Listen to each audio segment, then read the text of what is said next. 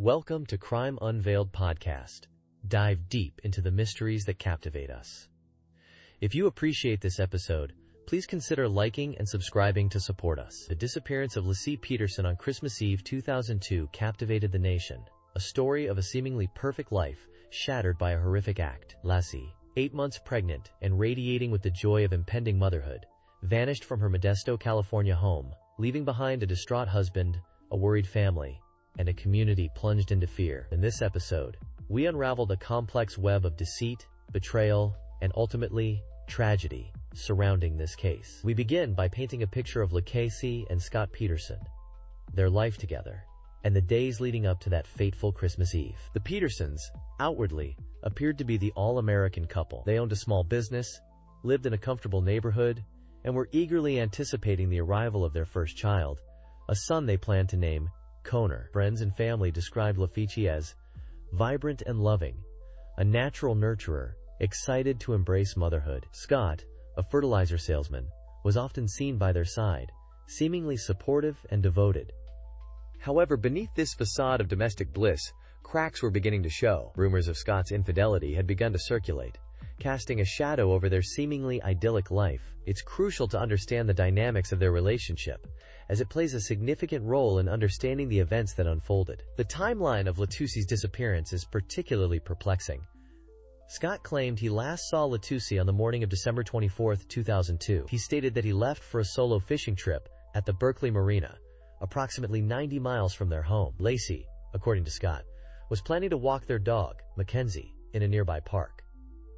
When he returned later that day, Laci was gone. There were no signs of forced entry, no struggle, just an empty house and a growing sense of unease. This seemingly ordinary day would quickly transform into a nightmare for the Peterson family. The initial investigation focused on the possibility that Laci had simply gone missing. Searches were organized, volunteers combed the neighborhood, and flyers with Laci's picture were plastered everywhere. However, as days turned into weeks, and with no credible leads emerging, the focus of the investigation began to shift towards Scott. His demeanor, described by some as strangely detached, and inconsistencies in his account of the day's events, raised red flags for law enforcement. The seemingly perfect husband now found himself under increasing scrutiny. One of the most chilling aspects of this case is the discovery of Laci and Connor's remains. Months after their disappearance, in April 2003, their bodies washed ashore along the San Francisco Bay, not far from where Scott claimed to have been fishing on that fateful Christmas Eve. The advanced state of decomposition made a definitive cause of death difficult to determine, adding another layer of complexity to the investigation. The grim discovery, however, solidified the tragic reality.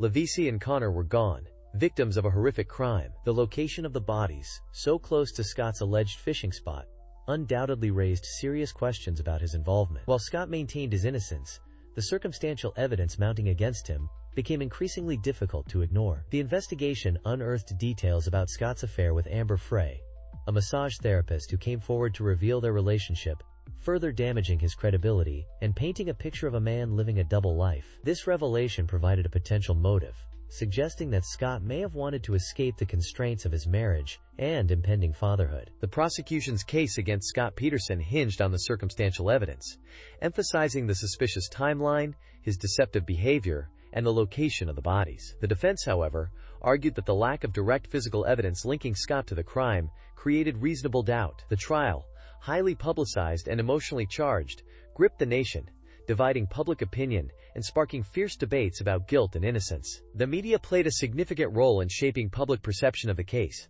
often portraying Scott as a cold and calculating killer. The intense media scrutiny surrounding the trial raised concerns about the potential influence on the jury and the fairness of the proceedings. However, despite the lack of direct evidence, the prosecution successfully presented a narrative that convinced the jury of Scott's guilt. This case remains a stark reminder of the power of circumstantial evidence and the complexities of uncovering the truth in high-profile criminal investigations. Modesto, California, in the early 2000s, was the picture of suburban tranquility. Tree-lined streets, neatly manicured lawns, the kind of place where neighbors knew each other, and front doors were often left unlocked. It was a community where people felt safe raising families, a place where the rhythm of life was slow and predictable, punctuated by the sounds of children playing and lawnmowers humming on weekends. Laci and Scott Peterson lived in just such a neighborhood, their home a testament to their shared dreams of family and a future filled with the simple joys of life. They were expecting their first child, a son they had already named Connor,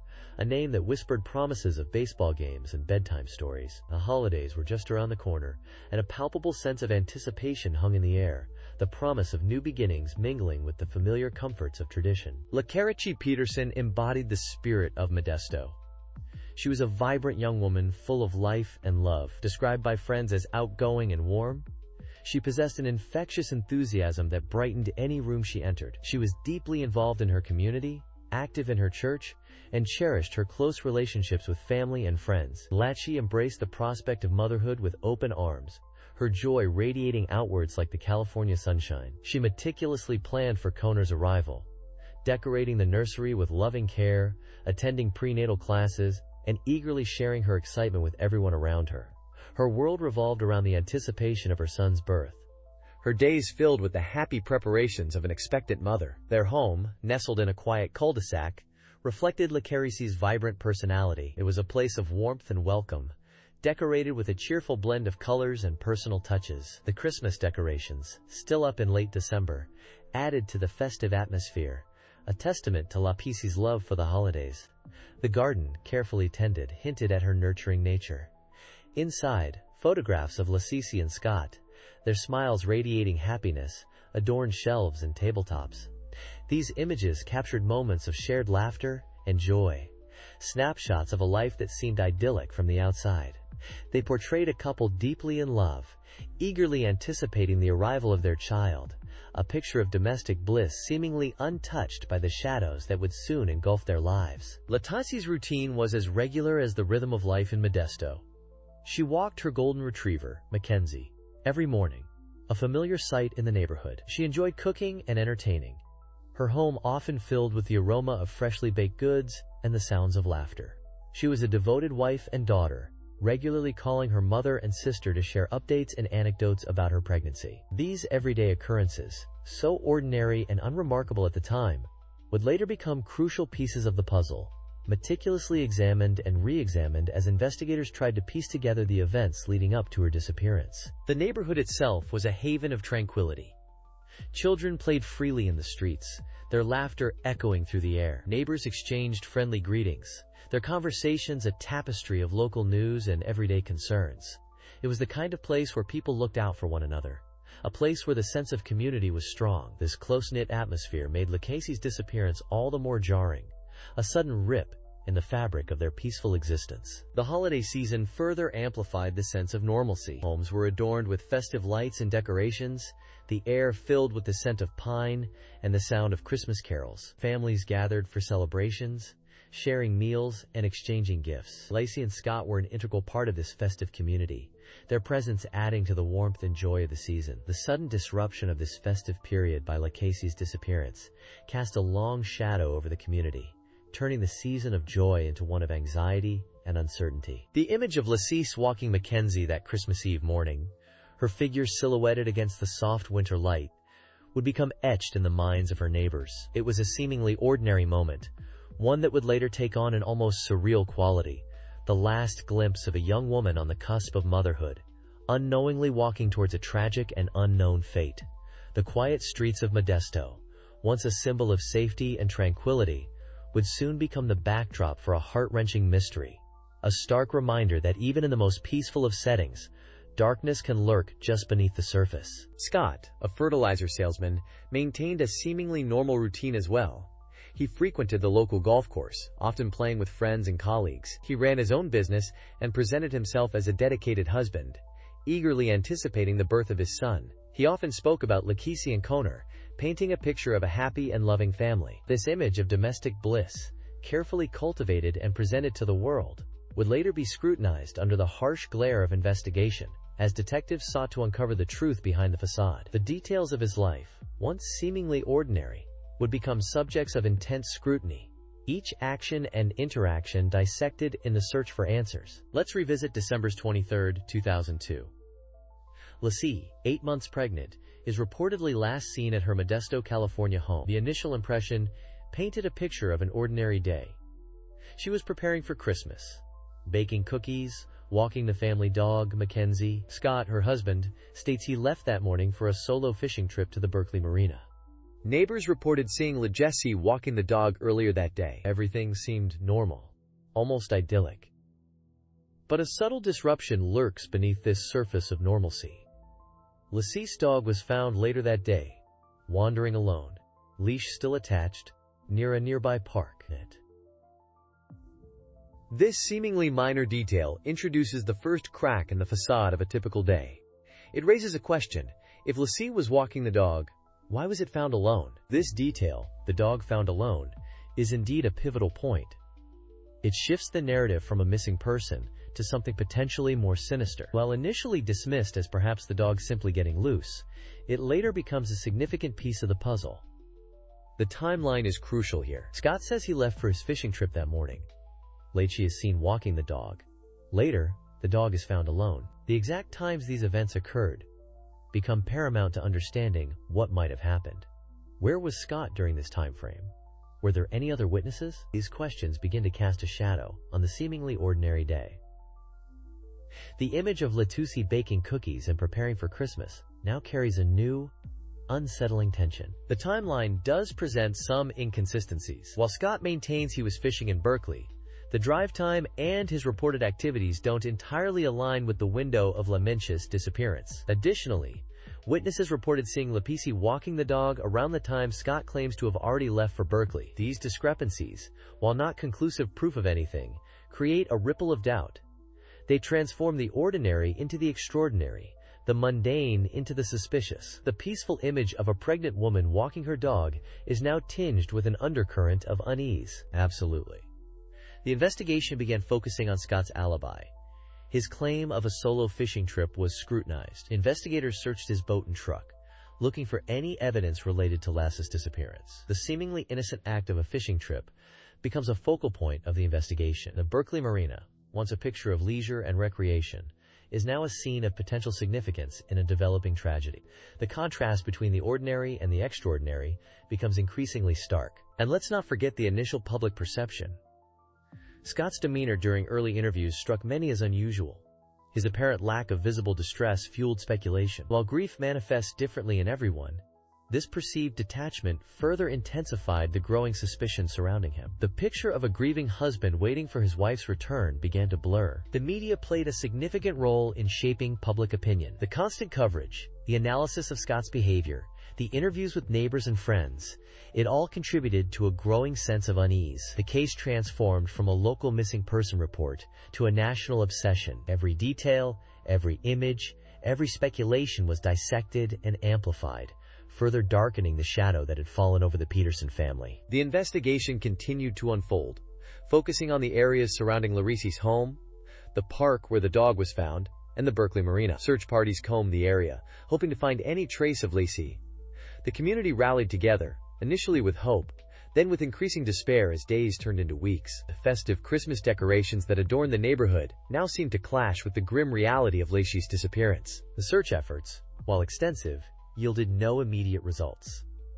The lack of any concrete evidence further deepened the mystery. The image of Laci, pregnant and preparing for Christmas, became a haunting reminder of the life that seemed to vanish without a trace. The peaceful holiday season was now irrevocably tainted by the unsettling silence surrounding Laci's fate. We left off last time discussing Scott and Laci's seemingly perfect life. Now let's delve into the unsettling events of Christmas Eve 2002. Laci, 8 months pregnant, was reported missing by her husband, Scott. He stated he last saw her at their Modesto, California home around 9:30 a.m. that morning. He claimed he was leaving to go fishing at the Berkeley Marina, about a 90-minute drive away. Laci, according to Scott, was planning to walk their dog, Mackenzie, in a nearby park. This seemingly ordinary day would quickly descend into a nightmare, a mystery that would grip the nation for months to come. It is crucial to reconstruct the timeline of that fateful day and the subsequent days to understand the complexities of this case. Let's break down Scott's account of that morning. He mentioned leaving for his fishing trip.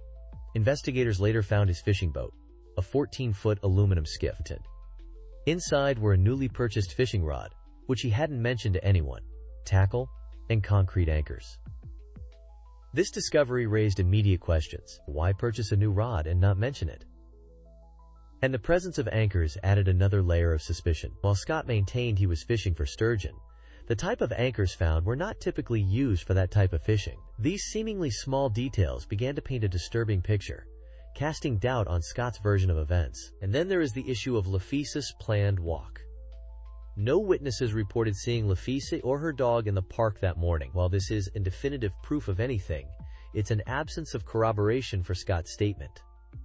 Adding to the unease is the fact that Laci's due date was just weeks away. It seems unlikely, given her advanced pregnancy, that she would embark on a long walk alone, especially considering the upcoming holiday preparations. These factors, combined with the lack of any concrete evidence of her whereabouts after 9:30 a.m., deepened the mystery surrounding her disappearance. Precisely. And the official search for Laci began the following day, Christmas Day. The immediate area around the Peterson home and the park were thoroughly searched. Volunteers joined police, combing through neighborhoods, fields, and even waterways.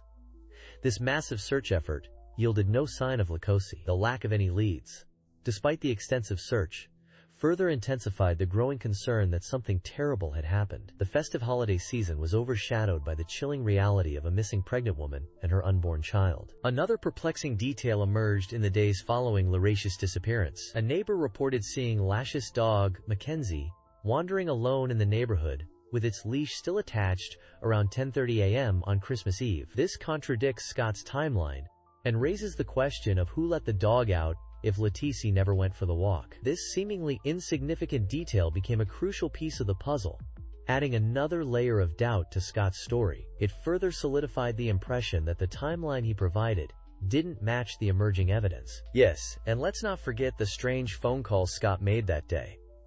He called Laci's cell phone several times after allegedly leaving for his fishing trip. This behavior, while not inherently suspicious, became part of the larger narrative that investigators were building. Why the repeated calls if he knew she was home walking the dog? It seemed unusual, and when considered alongside the other inconsistencies in his story, these calls added to the mounting suspicion surrounding him. The investigation began to shift its focus. Initially treated as a missing person case, the lack of any progress and the growing number of inconsistencies in Scott's account led police to consider the possibility of foul play. The timeline discrepancies, the unusual items in his boat, the lack of witnesses corroborating his story, and the unanswered questions surrounding the dog's whereabouts all contributed to this shift in focus. The investigation was about to enter a new, more sinister phase, and as the new year approached, with still no sign of Laci, the case began to attract national media attention. The story of a beautiful, pregnant woman vanishing just weeks before her due date resonated with the public, sparking widespread concern and speculation. The intense media scrutiny put immense pressure on law enforcement to find answers and bring closure to Laci's family and the increasingly anxious community. The Christmas Eve disappearance of Laci Peterson cast an immediate pall over the Modesto community. It was supposed to be a time of joy and celebration, but instead, a dark cloud of uncertainty descended. The initial reports painted a picture of a loving husband frantically searching for his missing pregnant wife. He described her routine morning activities, walking the dog, preparing for the holidays. There was no apparent discord, no indication of trouble. Yet Laci vanished without a trace. The image of her smiling face on missing person posters, juxtaposed with the festive decorations, created a chilling dissonance. The festive season became a backdrop for a growing sense of dread. The timing of Lacici's disappearance, so close to Christmas, amplified the tragedy. It heightened the sense of vulnerability. The idea that something terrible could happen, even amidst the supposed safety and warmth of the holiday season. The initial search efforts were extensive, involving family, friends, and local law enforcement. Volunteers combed the neighborhood, parks, and nearby areas, hoping for any sign of Laci or her dog.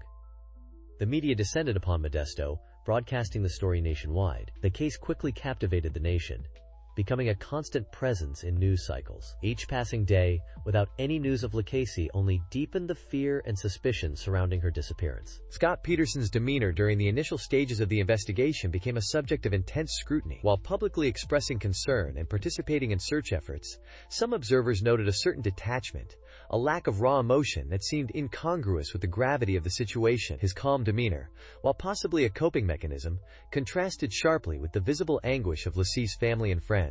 This contrast fueled speculation and suspicion, adding another layer of complexity to the already puzzling case. The initial assumption of a simple missing person case began to erode, replaced by a growing unease that something more sinister had occurred. The discovery of Lacici's dog, Mackenzie, wandering alone near the marina where Scott claimed to have been fishing on the day of her disappearance, raised immediate red flags. The dog, wearing its leash, suggested a hasty departure, a possible attempt to create an alibi. This seemingly minor detail became a significant piece of circumstantial evidence, casting doubt on Scott's account of events. Investigators began focusing their attention on Scott, meticulously retracing his steps and scrutinizing his statements. The marina became a focal point of the investigation, with search teams scouring the waters for any sign of Laci. As days turned into weeks, the hope of finding Laci alive dwindled. The festive decorations that once adorned Modesto homes became somber reminders of the missing woman and her unborn child. The Christmas season, meant to be a time of hope and new beginnings, became associated with loss and uncertainty. The festive atmosphere was replaced by a pervasive sense of grief and anxiety. The community held vigils, praying for Laci's safe return, but the growing fear that she had met with foul play became increasingly difficult to ignore. The investigation intensified, with law enforcement meticulously piecing together the timeline of events leading up to Lacici's disappearance. They analyzed phone records, interviewed witnesses, and examined Scott Peterson's alibi. Discrepancies in his statements and suspicious behavior further fueled the growing suspicion surrounding him. The media coverage became relentless, amplifying every detail of the case and intensifying public scrutiny. The nation watched as the investigation unfolded, waiting for answers in the increasingly tragic mystery. The pressure mounted on Scott Peterson as the investigation progressed. He became the prime suspect in his wife's disappearance, a fact that was widely reported in the media. Public opinion turned against him, fueled by the circumstantial evidence and his perceived lack of genuine emotion. The image of the grieving husband transformed into that of a potential killer.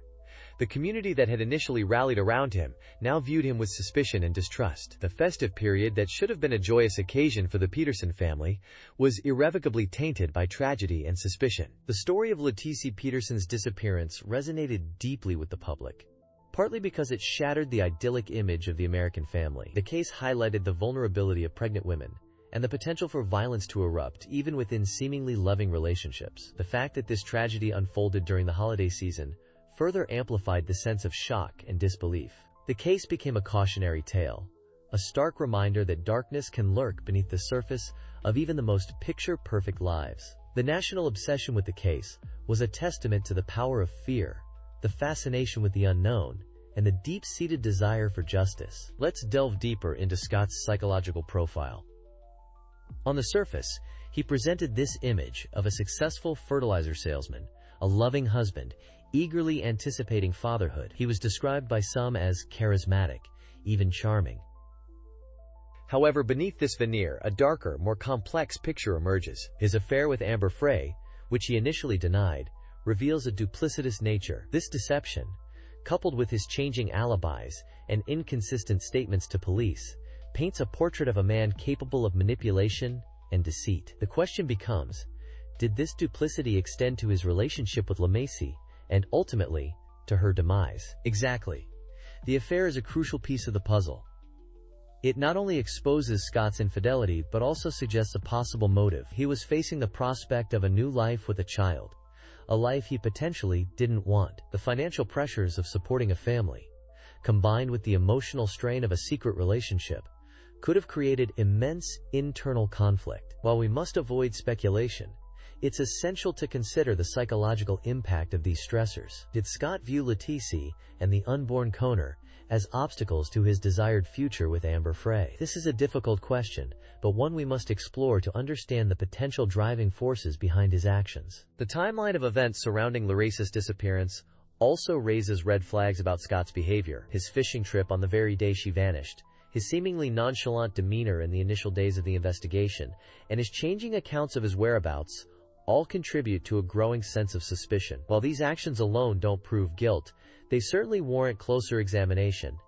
His demeanor seemed oddly detached, given the gravity of the situation. He didn't appear to exhibit the frantic worry one might expect from a husband whose pregnant wife has suddenly disappeared. And let's not forget the concrete anchors he purchased shortly before Laci's disappearance. While he claimed they were for his boat, Investigators never found any evidence of their use on the vessel. This unexplained purchase adds another layer of intrigue and raises further questions about his intentions. The fact that he offered varying explanations for the purchase only deepens the suspicion surrounding his actions. Why buy anchors and then have no record of using them, especially during a time frame so close to his wife's disappearance? It's a detail that can't be easily dismissed. The image Scott projected to the world, the loving husband and expectant father, clashes starkly with the evidence that emerged during the investigation. The affair, the inconsistent statements, the unexplained purchases. These inconsistencies reveal a hidden side to his personality. It becomes increasingly difficult to reconcile the public persona with the private actions. This dissonance raises serious questions about his true nature and his capacity for deception. It suggests a carefully constructed facade that may have masked darker intentions. It's a classic case of duality. The outward charm and charisma may have been a mask, a way to deflect suspicion and maintain the image of a respectable citizen. This discrepancy between the public persona and private behavior is a common thread in many criminal cases. Individuals often craft a carefully curated image to hide their true intentions and manipulate those around them. In Scott's case, this duality adds a layer of complexity to the narrative and makes understanding his motivations even more challenging. We also have to consider the impact of media scrutiny on Scott's behavior. The intense media attention surrounding the case undoubtedly put immense pressure on him. This could have exacerbated his existing anxieties and potentially influenced his actions and statements. While the media played a significant role in disseminating information about the case, it also created a highly charged environment that could have affected Scott's psychological state. Absolutely. The constant media presence can create a pressure cooker atmosphere, especially for someone already under suspicion. It can lead to erratic behavior, contradictory statements, and even a heightened sense of paranoia. While we can't definitively say how the media attention influenced Scott's actions, it undoubtedly played a role in shaping the narrative surrounding the case. It's a factor that must be considered when analyzing his psychological state during the investigation. Let's delve into the complexities of the investigation. One of the initial challenges was the lack of a crime scene. With Laci's body not yet discovered, investigators were working with limited physical evidence. They focused on Scott's actions and statements, noting inconsistencies and suspicious behavior. The investigation also faced the added pressure of intense media scrutiny and public interest, which sometimes hindered their progress. Several reported sightings of Laci, both locally and across state lines, turned out to be false leads, diverting resources and creating false hope for her safe return. The pressure to find Laci and uncover the truth was immense. Absolutely. The timeline of events was meticulously pieced together. Scott reported Laci missing on Christmas Eve 2002, claiming he last saw her at home before leaving for a fishing trip. Investigators examined his alibi, his cell phone records, and his boat. The discovery of his affair with Amber Frey became a key element in the investigation, providing a possible motive. However, proving his involvement in Laci's disappearance was challenging. The lack of a body and the circumstantial nature of the evidence made it a difficult case to build. The investigation explored various theories, from accidental death to kidnapping, but Scott's deceptive behavior continued to raise suspicion. Another element that added to the complexity of the case was the presence of several missed leads. A neighbor reported seeing Laci walking her dog later than Scott claimed to have last seen her, but this lead wasn't thoroughly investigated until much later. There were also reports of a suspicious van seen in the neighborhood around the time of Laci's disappearance, but this lead also went cold. These missed opportunities, whether due to oversight or the sheer volume of information pouring in, potentially hindered the investigation. They highlight the challenges of managing a high-profile case with limited resources and immense public pressure. The investigation also had to contend with the influx of tips and information, some of which proved to be red herrings. Several individuals came forward claiming to have seen Laci, leading investigators on wild goose chases across the state. These false leads not only wasted valuable time and resources, but also added to the emotional turmoil of the family and the public, who clung to the hope that Laci was still alive. It's a stark reminder of the complexities of a missing person investigation, where every piece of information, no matter how seemingly insignificant, must be carefully examined. Adding to the anguish were several instances of what appeared to be taunting communications. The police received calls claiming to have information about Laci, but these turned out to be hoaxes. Such cruel pranks added another layer of difficulty to the investigation.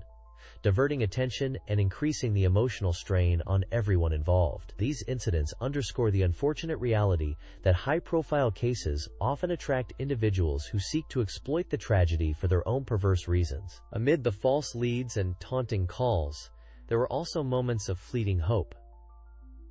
Psychics and mediums contacted the police, offering their insights into LaFince's whereabouts. While investigators were obligated to explore all avenues, these tips rarely yielded credible information. However, they offered a glimmer of hope for Laci's family, desperately clinging to the possibility that she might still be alive. This underscores the human element of such investigations, where hope and despair often intertwine. The investigation was further complicated by Scott's behavior. He changed his story several times, creating further suspicion. His lack of cooperation and evasiveness only served to fuel the public's distrust and intensified the media's scrutiny. This behavior, combined with the mounting circumstantial evidence, increasingly painted him as the prime suspect in Laci's disappearance. While maintaining the presumption of innocence was crucial, his actions undeniably complicated the investigative process. The discovery of LaFince's body, and later, the body of her unborn son, Connor, on the shores of San Francisco Bay, marked a grim turning point in the investigation. While it provided the tragic confirmation of their deaths, it also finally provided the physical evidence needed to move forward with the prosecution. The long and arduous search was over, but the quest for justice had just begun. The focus shifted from finding Laci to building a case against Scott Peterson. The Peterson case had a profound impact on the Modesto community. Before the disappearance, Laci was a familiar face, a vibrant young woman expecting her first child. Her image was everywhere during the search, plastered on billboards, flyers, and television screens. This constant reminder of her absence created a pervasive sense of unease and fear, particularly among other pregnant women and young families. The community vigilantly followed every twist and turn of the investigation, each new revelation compounding the collective grief. This case transformed Modesto from a relatively quiet town into the center of a national media storm, disrupting daily life and leaving an enduring scar on the community's psyche. The sense of safety was shattered, and a cloud of suspicion lingered long after Scott Peterson's conviction. Absolutely.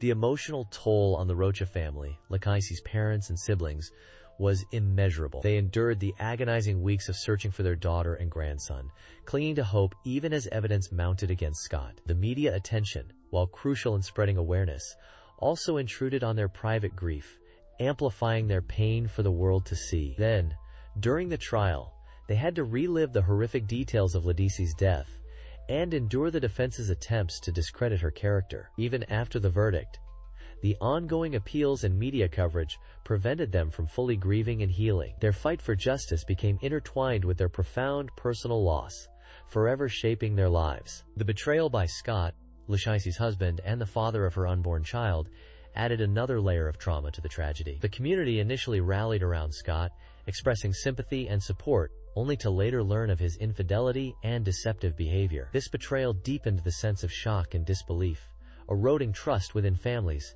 and the wider community. The revelation of Scott's affair with Amber Frey further fueled public outrage and intensified the scrutiny on the Peterson family, subjecting them to intense public judgment and speculation.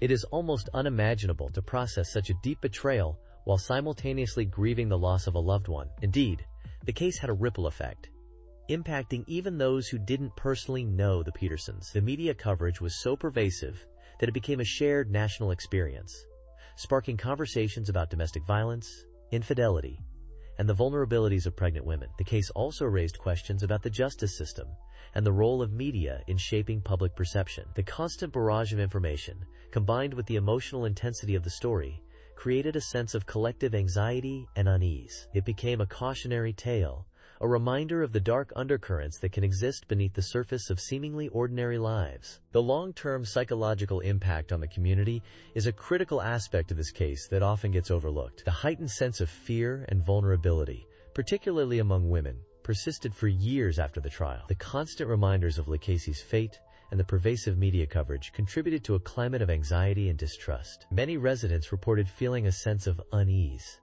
even in familiar surroundings.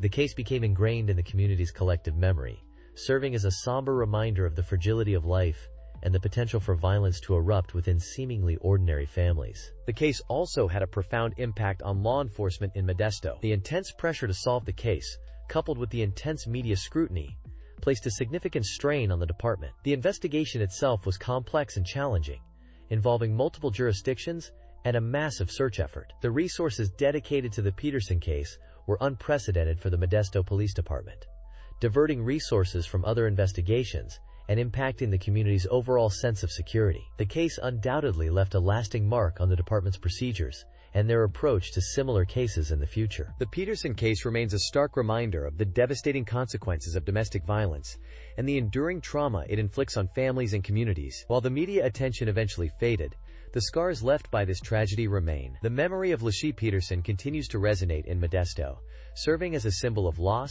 betrayal, and the ongoing struggle for justice. This case forces us to confront uncomfortable truths about domestic violence, the complexities of human relationships, and the ripple effects of such crimes on our communities. It also highlights the crucial role of victim advocacy groups in supporting families and communities impacted by violent crime. Organizations like the National Center for Missing and Exploited Children and the National Domestic Violence Hotline provide vital resources and support to those affected by similar tragedies. They offer a lifeline to families struggling to navigate the legal system, cope with grief and trauma, and advocate for change. These organizations work tirelessly to raise awareness, provide support, and ultimately prevent future tragedies from occurring. Their work is crucial in helping communities heal and move forward in the aftermath of such devastating events. We left off with Scott Peterson behaving strangely, exhibiting a detached demeanor inconsistent with a grieving husband. He sold Laci's car shortly after her disappearance, explored selling their Modesto home, and made inquiries about selling his boat. These actions, coupled with his changing alibi and inconsistent statements, painted a troubling picture. The police were discreetly intensifying their surveillance of Scott. Remember, publicly, he was still considered a person of interest, not a suspect. The pressure mounted as the investigation continued, but one crucial piece of the puzzle was still missing. The investigation was becoming a complex web of circumstantial evidence, and the detectives needed a definitive breakthrough. The turning point came with the discovery of the bodies. On April 13, 2003, a decomposed body of a baby washed ashore in Richmond, California, just north of the Berkeley Marina, where Scott claimed to have been fishing on Christmas Eve. The following day, another badly decomposed body, later identified as Laci Peterson, was found nearby. The proximity to Scott's fishing alibi was a chilling coincidence that quickly shifted the focus firmly onto him. The condition of the bodies made determining the cause of death difficult, but the location itself spoke volumes. The discovery fueled public speculation and media frenzy, and the police investigation moved into high gear. The public sentiment towards Scott Peterson dramatically shifted from sympathy to suspicion. The location of the bodies near the Berkeley Marina, where Scott had claimed to be fishing the day Laci disappeared, was incredibly damning. This seemingly random location he chose for a solo fishing trip suddenly became the epicenter of the tragedy. It raised serious questions about his alibi and his movements that Christmas Eve. While the bodies provided a grim confirmation of the tragic outcome, they also offered a tangible piece of evidence that pointed directly towards Scott. The investigation now had a geographic anchor, and all the previously collected circumstantial evidence began to coalesce around this pivotal point. The tide, so to speak, was turning against Scott Peterson. With the discovery of the bodies, the investigation moved swiftly. The police were now working against the clock. They needed to gather enough evidence to make an arrest before Scott could potentially flee. The increased surveillance paid off.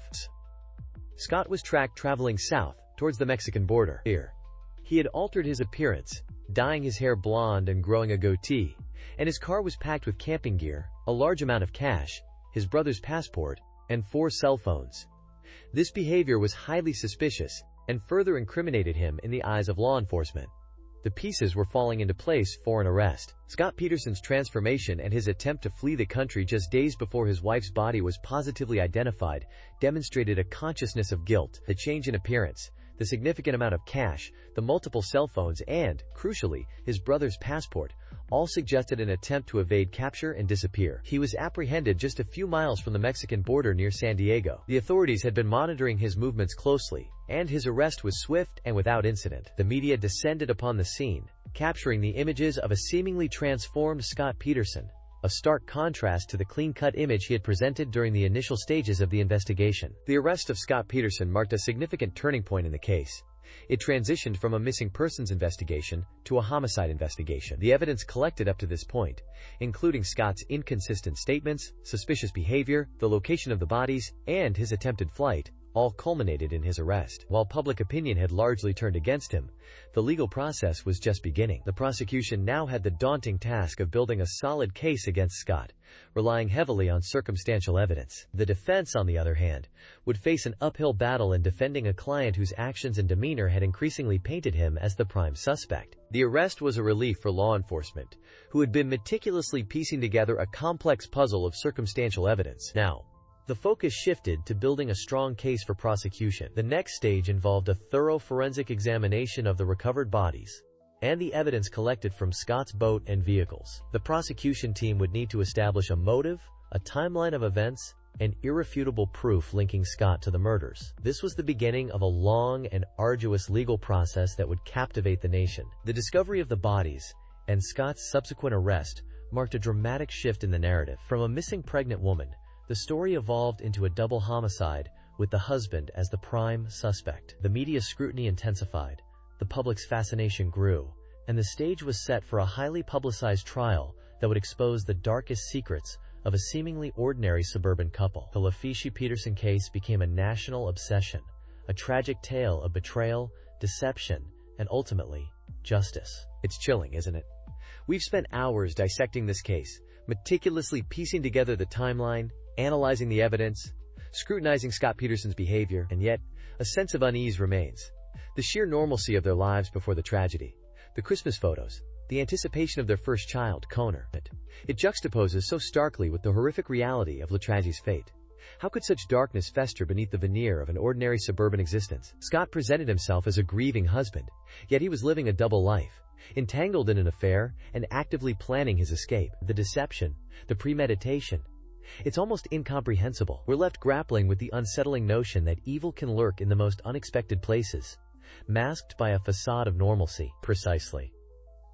The case of Laci Peterson serves as a sobering reminder of the deceptive nature of appearances. We often construct narratives around people, assuming we understand their character based on superficial observations. Scott Peterson, to many, seemed like the quintessential all-American husband, successful, charming, and expectant. But beneath that carefully crafted persona lay a sinister secret, a capacity for violence and deceit that ultimately shattered the lives of those closest to him. The methodical nature of his crime, the calculated steps he took to cover his tracks, speaks to a disturbing lack of empathy and remorse. It begs the question, how well can we truly know anyone? The prosecution presented a compelling case, focusing on Scott's inconsistent statements, his clandestine affair with Amber Frey, and his suspicious behavior in the days leading up to and following Laci's disappearance. The defense argued that the circumstantial evidence was insufficient to prove guilt beyond a reasonable doubt, suggesting that alternative theories, such as a random abduction, hadn't been fully explored. However, the jury ultimately found Scott guilty of first-degree murder of Laci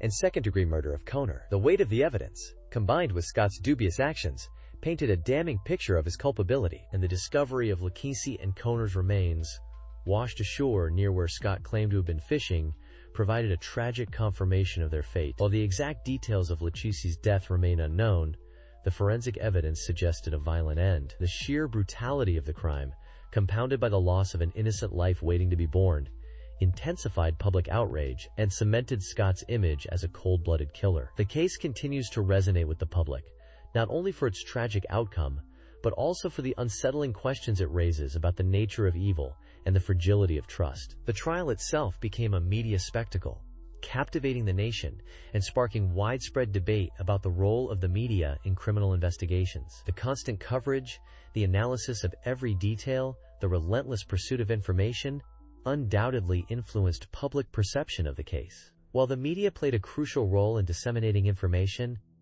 it also raised concerns about the potential for prejudicing the jury and compromising the integrity of the legal process. This case underscored the complex relationship between the media, the public, and the justice system. Indeed, the Laci Peterson case serves as a stark reminder of the human capacity for deception and the devastating consequences of unchecked malice. It compels us to confront the uncomfortable reality that evil can exist within the seemingly ordinary, cloaked in normalcy, and concealed behind a mask of respectability. The case continues to haunt us, not just for the brutality of the crime itself, but also for the lingering questions it raises about the nature of human relationships and the precariousness of trust. What truly chills me to the bone is the thought that someone so close to Laci, someone she loved and trusted, could be responsible for her demise. That betrayal, that violation of intimacy, adds another layer of horror to this already tragic story.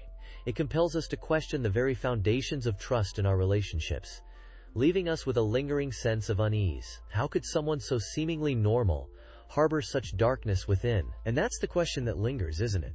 How well do we really know the people in our lives? The Laci Peterson case serves as a chilling testament to the fact that appearances can be deceiving and that evil can lurk beneath the most unassuming facades. It leaves us with a profound sense of disquiet, a haunting reminder that the world is not always as it seems. And sometimes, the greatest dangers lie closest to home, hidden in plain sight. Thank you for walking with us through the shadows. The story doesn't end here. It lingers, echoing through time, reminding us that the darkest truths often hide in plain sight. Until next time, stay curious and stay vigilant. Goodbye.